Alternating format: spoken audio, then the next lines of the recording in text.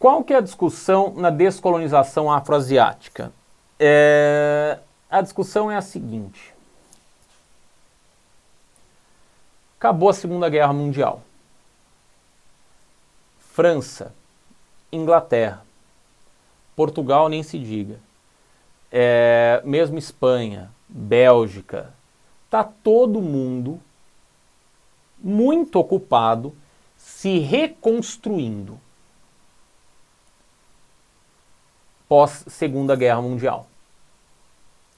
Então, os países da Europa estão muito preocupados se reconstruindo.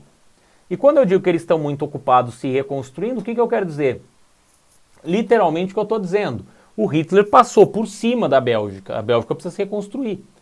A Inglaterra, Londres, foi bombardeada 7 dias por semana, quase 24 horas por dia. Precisa se reconstruir. A França foi conquistada, precisa se reconstruir. E Portugal, coitado do Portugal, tá pobre. Então, o que acontece aqui? Os países da África vão olhar e vão falar, opa, agora eu tenho, da África e da Ásia, vamos dizer, opa, aqui eu tenho uma oportunidade, eu tenho uma janela de oportunidade, porque nenhum país vai ter dinheiro e disposição para mandar tropas para cá depois da guerra que devastou a Europa. Também tem uma outra questão para além do enfraquecimento das potências europeias, a disputa por áreas de influência. Estados Unidos e União Soviética estão muito de olho na Europa, Estados Unidos e União Soviética estão muito de olho na África e na Ásia para ver se os países que são colônia vão se separar e vão se tornar capitalistas ou socialistas. Então os dois estão interessados. Então eu tenho dois interesses externos, duas questões externas, pelo menos, que são o enfraquecimento das potências, mais a outra questão que é justamente o interesse no contexto da Guerra Fria, por isso, falei da aula que ia ser bem pragmática, tudo a gente olha dentro do contexto da Guerra Fria, e aí, por fim, eu tenho muito importante também, não menos importante, por último, mas não menos importante, o próprio desejo desses países de deixarem de ser colônia, e passarem a ser países. Só que antes a coisa não vinha acontecendo, a independência não vinha acontecendo, não acontecia por dois motivos. O primeiro motivo era, eu tenho ali uma intenção que era de se tornar um pouco o que é a Europa. Não era uma questão autêntica, não era uma busca da identidade africana. Não era a África olhando para a África e dizendo, vou me revoltar e vou buscar a minha identidade. Era um pouco a África olhando para a Europa e dizendo, eu quero ser a Europa. Puta babaquice, mas era isso. Etnocentrismo, etnocentrismo, eurocentrismo.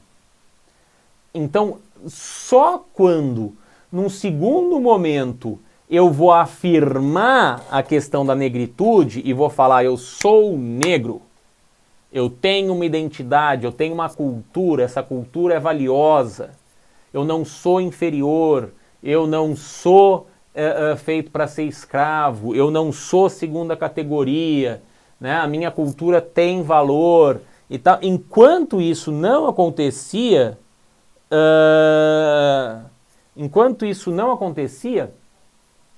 o movimento de independência não ia para frente. Só vai para frente quando vai aparecer o quê? O movimento Black Power.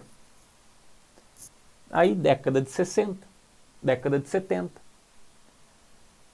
Eu, negro, vou parar de querer alisar o cabelo, não tenho que alisar o cabelo, meu cabelo não é liso. Não vou usar o meu cabelo desse tamanho. Por quê? Porque o meu cabelo fica desse tamanho, o cabelo de branco não fica. Então o meu cabelo eu vou usar alto, é um traço da minha identidade. Ou vou fazer rasta, ou vou fazer, sei lá, que coisa que eu vou fazer, mas eu não tenho que ficar passando goma no meu cabelo para o meu cabelo ficar lisinho, deitado pro lado. Por quê? Porque eu não sou. Ou eu posso até querer fazer isso, mas se eu não quiser, eu não sou pior. Entendeu? Então você vai tornar a cultura negra algo melhor, algo melhor no sentido de mais valorizado, tá? Visto como algo melhor. E aí isso vai embalar. Embala tanto que nós vamos ter um movimento de unificação, um movimento de unificação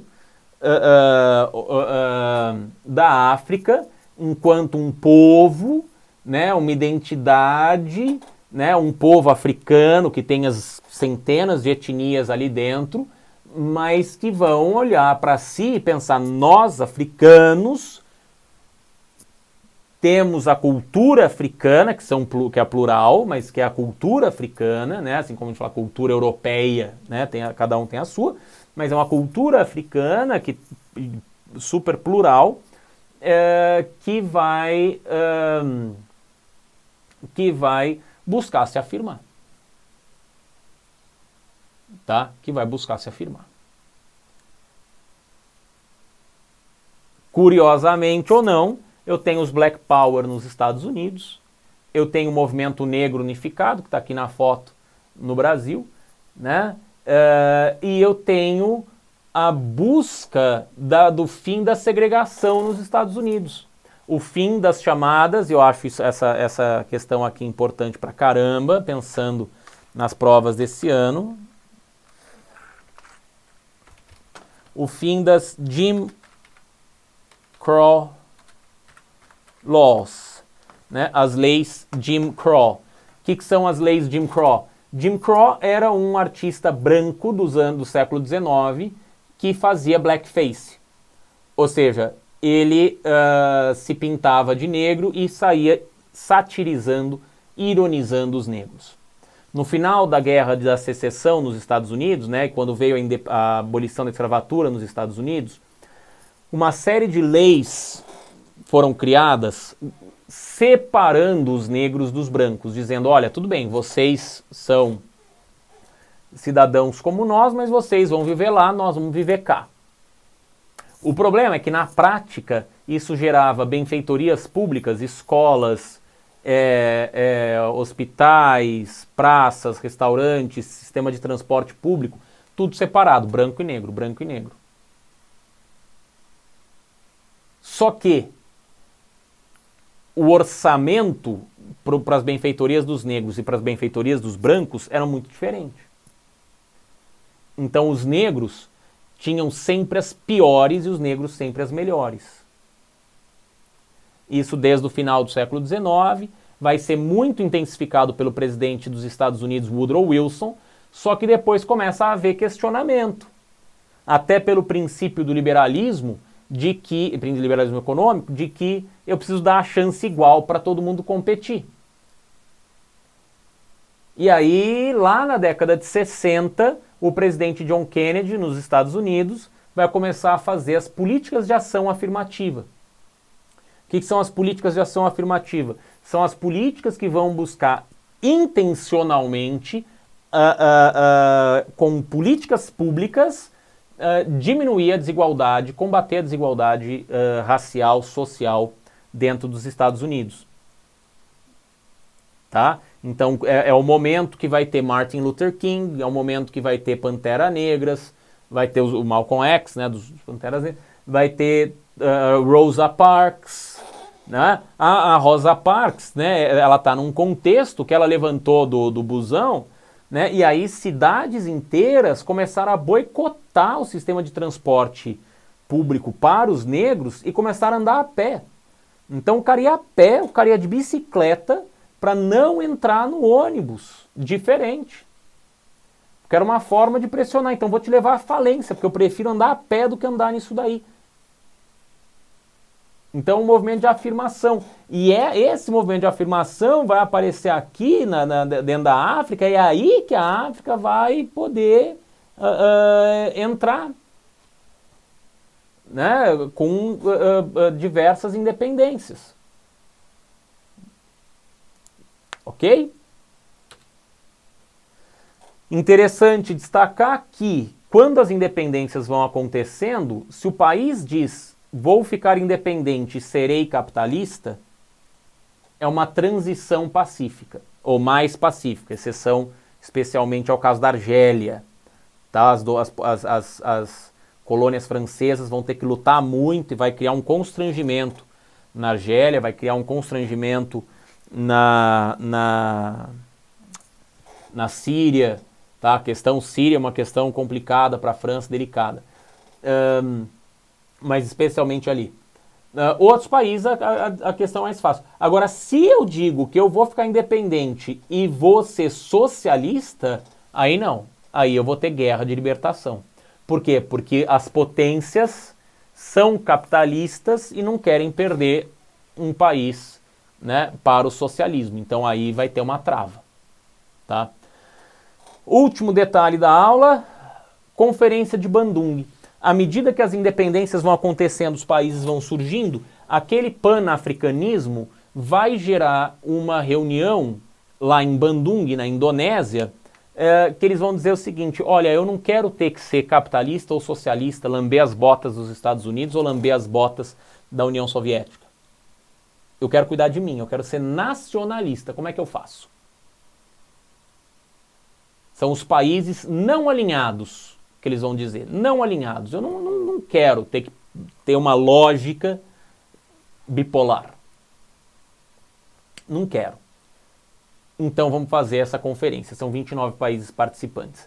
Nesse contexto, o presidente do Brasil era o Juscelino Kubitschek, o primeiro ano do mandato do Juscelino Kubitschek, mas o próximo presidente do Brasil, que assume em 1961, o presidente Jânio Quadros, o Jânio vai fazer o que ele chama de política externa independente, a PEI, política externa independente.